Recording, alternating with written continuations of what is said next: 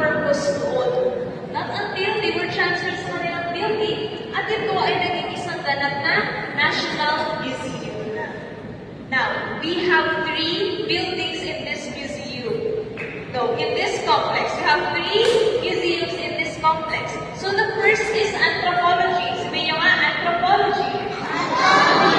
Now, ano kaya meron sa anthropology? We have here technological and archaeological collections.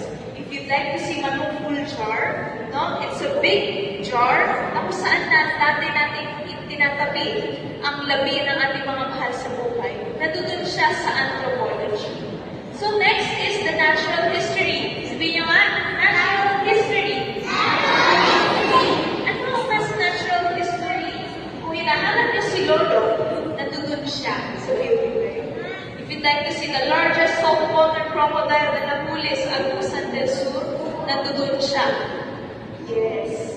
Nandun siya naka-display. If you'd like to see more about plants and animals, the biggest eagle, Philippine eagle, nandun siya sa natural history. Now, lastly, we have here the fine arts. Makasabi? What do we have here dito sa fine arts? We have the sculptures like that, and we also have the paintings like this.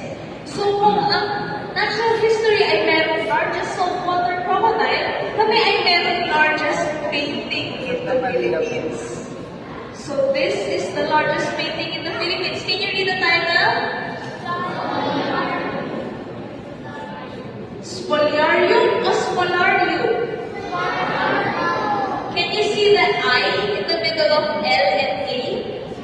Spoliarium.